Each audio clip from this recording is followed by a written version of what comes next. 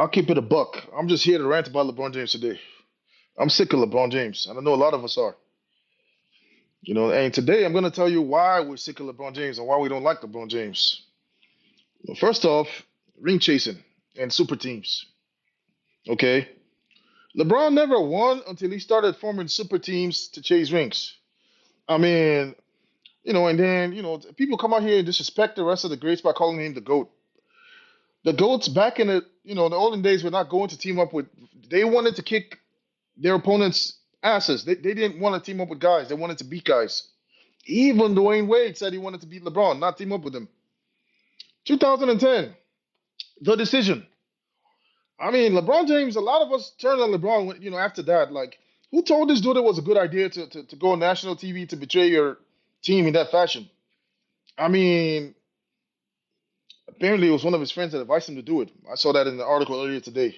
That's not a good friend. That is not good advice, man. The decision, I remember the decision pissed me off, man. I was like, what is that supposed to mean, man? Like, you make a big deal about you wanting to jump ship because you couldn't do it. You needed all the help in the world. First of all, the Cleveland team wasn't trash, man. They were winning 50 games a year. I think they even won 60 at some point.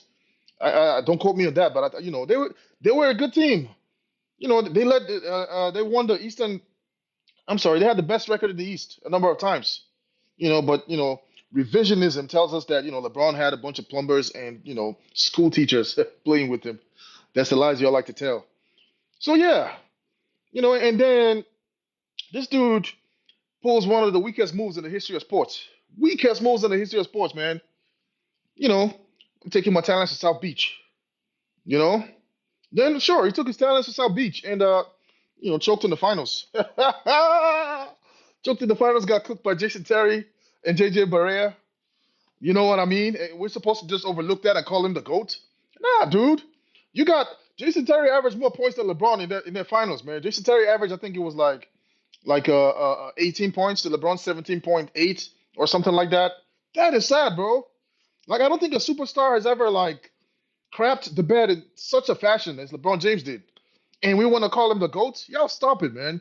Like we had enough of it, man. We're not just going to sit down here and just listen to this blasphemy. You went and teamed up with Wade.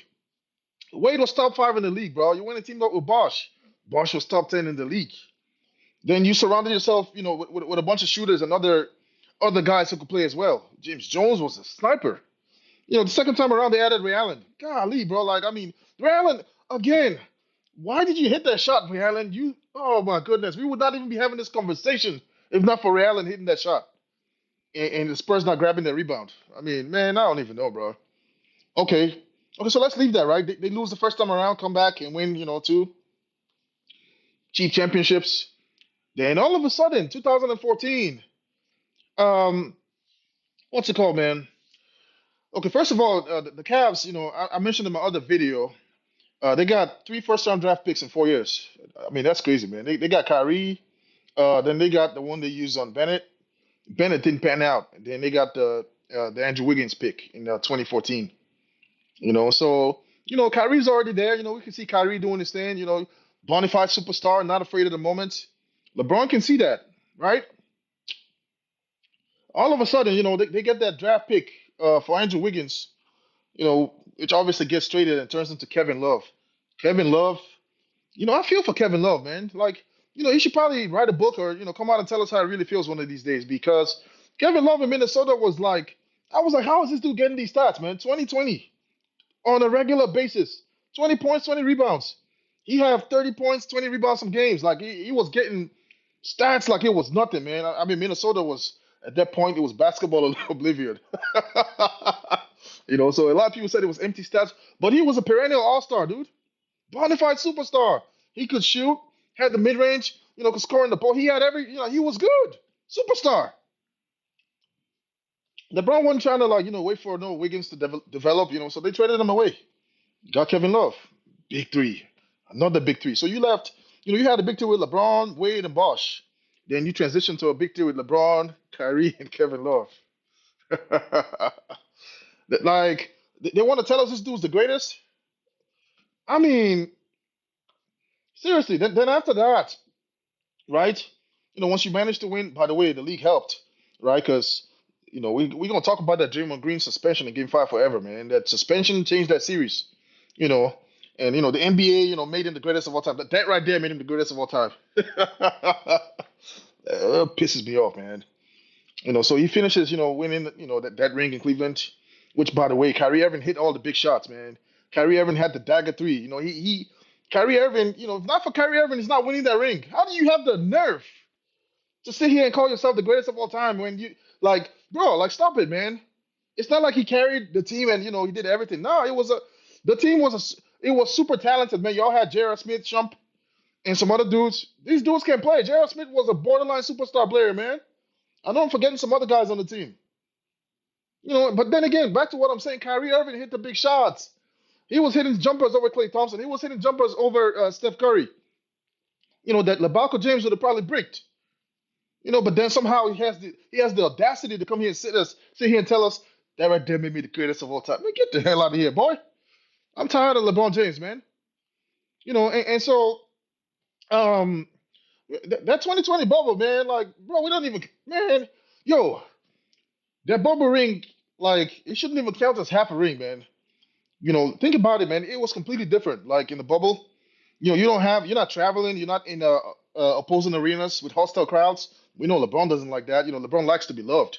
LeBron can't deal with hostility. He ain't no Kobe Bryant. Kobe Bryant feeds off of the crowd hating on him. You want to talk crazy to Kobe. People tell people don't talk to Kobe, man. You don't want to wake him up. LeBron ain't nobody scared, bro. They talk all that crazy stuff, and he probably get in his head, and then he be bricking. He didn't have that in the bubble. He didn't have that to worry about. Oldest team in the league, they got the rest. You know what I mean? The bubble was convenient for the Lakers. It was very convenient for the Lakers. It's like LeBron is scrimmaging amongst his peers. That's the kind of thing he likes. You know what I mean?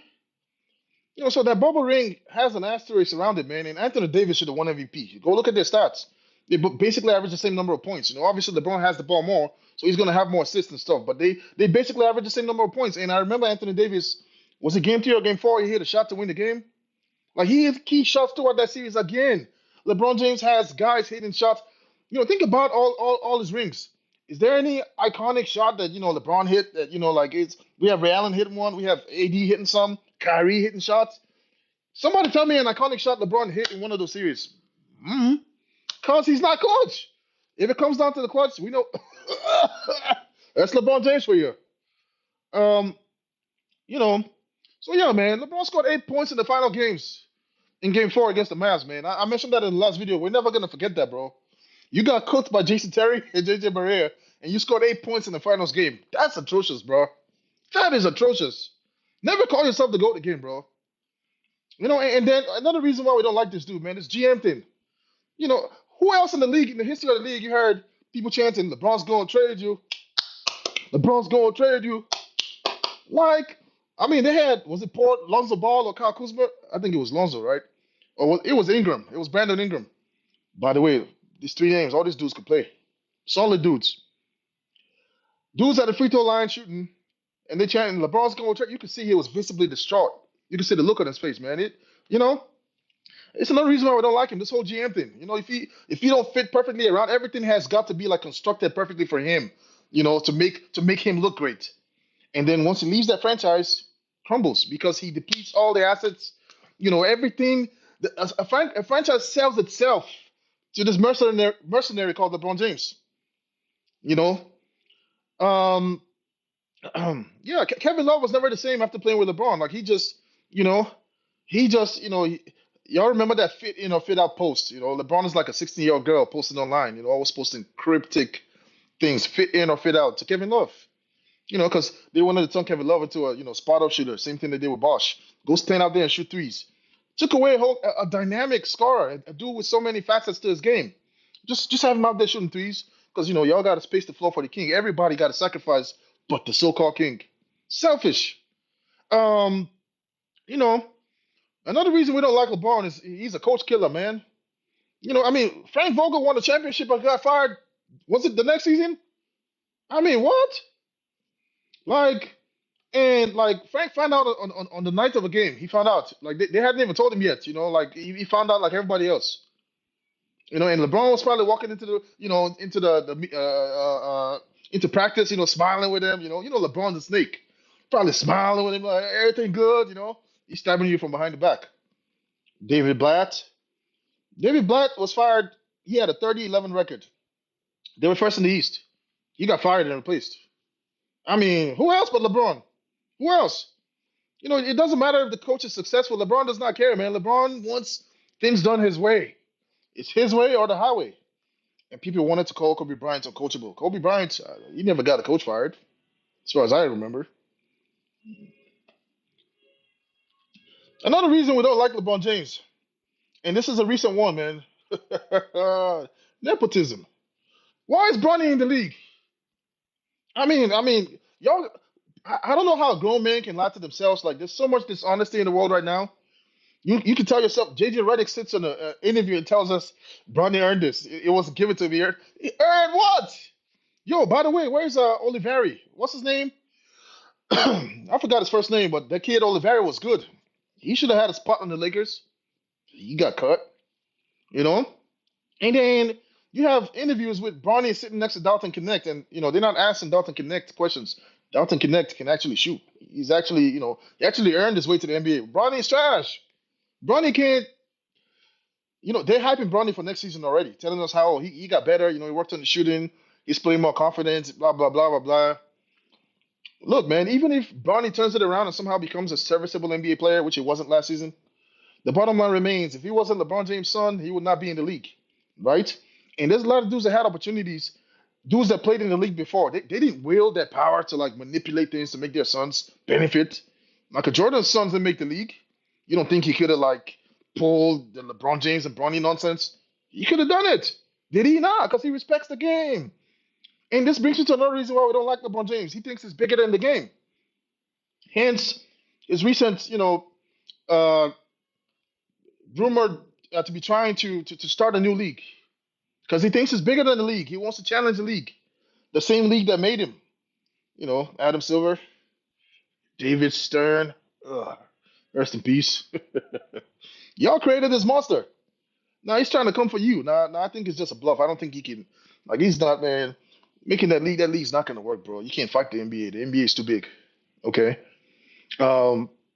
Yeah. So Bronny's not supposed to be in the league, man. Seriously, let's cut the crap. Bronny is complete. You know, Bronny gets a steal. It's on ESPN. He gets a block. It's on ESPN. Like, you know, the first matchup against Cooper Flag, both guys played nonsense. They were both bad. But for some, they tried to spin it into Bronny locking up Cooper, even though he's much smaller. We're like, bro, stop it, man. Stop it. He had one good defensive play that they put on the highlight reel. Okay, cool. Okay. Um, Another reason we don't like the ball, man, he was manufactured by the media from day one. From day one, it was like a script was written. You know, if you see my last video about how the NBA built a home line there, I kind of like go more, into depth to describe that. You know, the chosen one on the cover of a magazine at 17. You know, $90,000 contract. I'm sorry, I said 90,000. I'm tripping. $90 million contract with Nike before even playing the game. You know what I mean? Um, yeah. So and so to expand on this, man, his influence in the media. You know, we've heard a number of people come out to tell us that Clutch Sports is behind a lot of the nonsense. You know, the propaganda that's going on. You know, Clutch Sports is out there just spreading, trying to control the narrative when it comes to LeBron James. How insecure are you? You want to control everything. Everything everybody says about you, you're in control. You know, Kobe Bryant wasn't out there manipulating the media. Michael Jordan wasn't out there manipulating the media. Kobe Bryant called ESPN a bunch of idiots. He didn't care. And I agree, they're a bunch of idiots, man. Why would you rank, they ranked him like 40 or something? I mean, that's stupid, bro. Like, bro, Kobe right now is dead. Like I said in my last video, Kobe is dead right now. And if we were to do an NBA ranking right now, I wouldn't rank Kobe 40, man. A dead Kobe ranks higher than 40. I'm just saying. Psh, how y'all, man, ESPN is a bunch of idiots. That's true. So yeah, LeBron's always manipulating the media and trying to control narratives and like, and then one thing that drives me crazy is I see LeBron fans, trying to like use this as an argument. Oh, he never got involved in any scandals. He's a family man. He's a good role model. He's a good father. Nick, you're not in the house with them. You don't know what's going on. You don't know.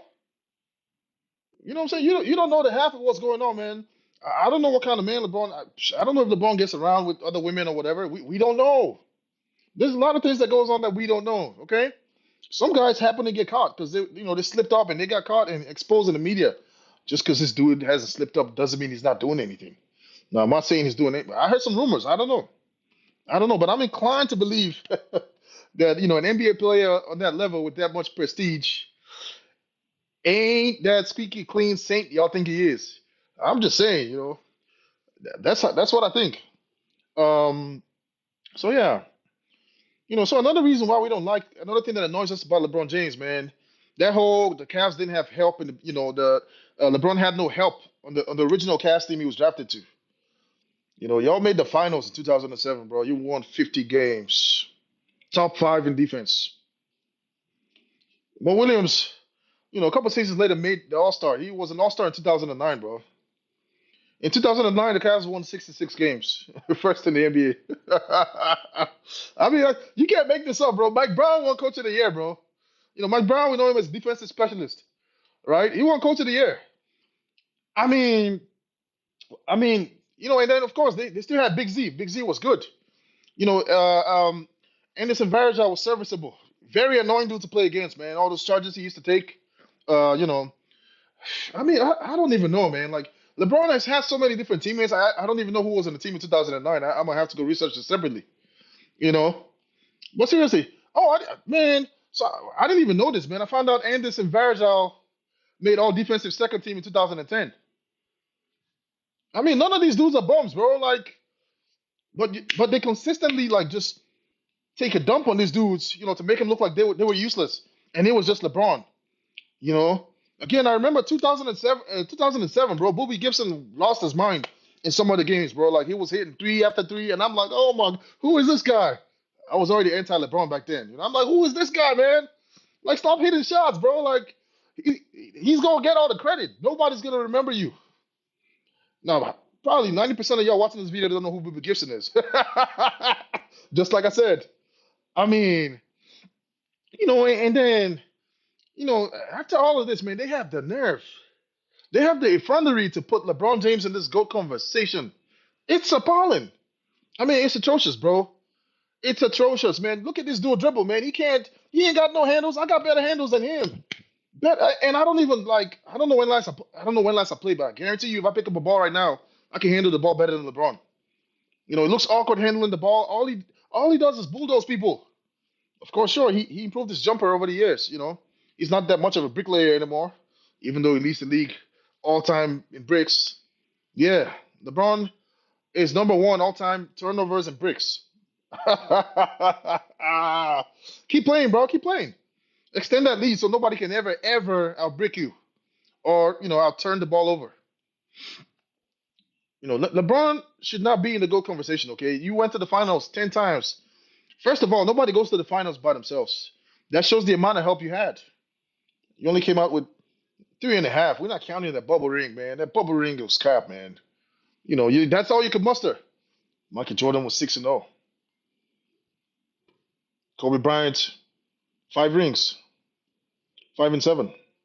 You went 10 times. You only came out with 3.5 championships. I mean, sure, he's an all-time leading scorer, bro. If you play that long and the media is behind you and the NBA is behind you, yeah, they could create another LeBron. It's not that hard.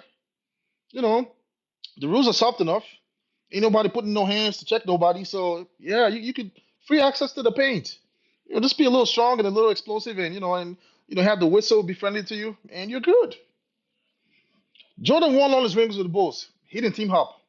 Jordan did not run to go team up with Clyde Drexler or to go team up with um some other great. Jordan was trying to beat them. He wasn't trying to team up with them. LeBron James. Same with Kobe Bryant. Kobe didn't say, "Hey, Tracy, let's team up, man." Nah. But we got Wade talking about, man. Yeah, we saw Kobe win. I picked up the phone and I called Braun. What you gonna do? Y'all ain't even ashamed of yourselves, man. Like, come on, man. I used to hoop back in the days for fun, and like whenever I played, I didn't like to play with the best dudes because like it was too easy. Because back then I had no offense whatsoever. Like I mean my offense is somewhat decent now, but back then I had no offense. So I used to be like my thing was defense, and I was there to lock down. I wanted to lock down the best dude. I wasn't trying to play with him. Everybody else was. I locked him down easy. I wanted to try to lock down the best dude. I like the competition. If we were picking, we tried to balance the teams. We knew how good everybody was. We're not going to stack the team and just and get cheap wins and feel like we're great. That's nonsense. That's somebody that doesn't even love the game, man. It's just you just love what the game does for you. You do not love the game. That's the truth. So greatness is not just accumulating stats, bro. Like that's what LeBron James has been doing. Stat padding.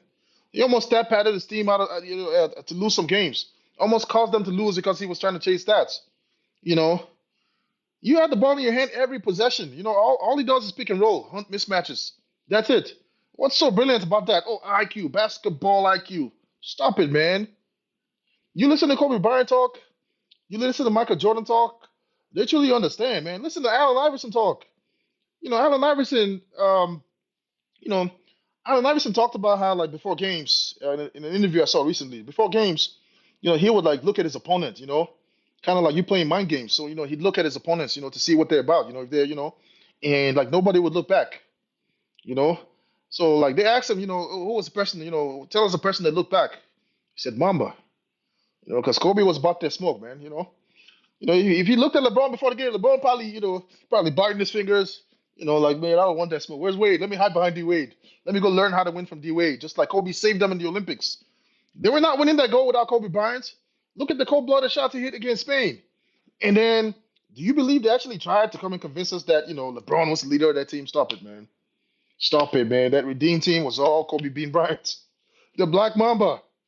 And I don't know if y'all saw this. There's an article out there. Google it. That the team actually didn't even want LeBron. They didn't even want LeBron on the team, man. I think it was Nike or who intervened because LeBron was immature.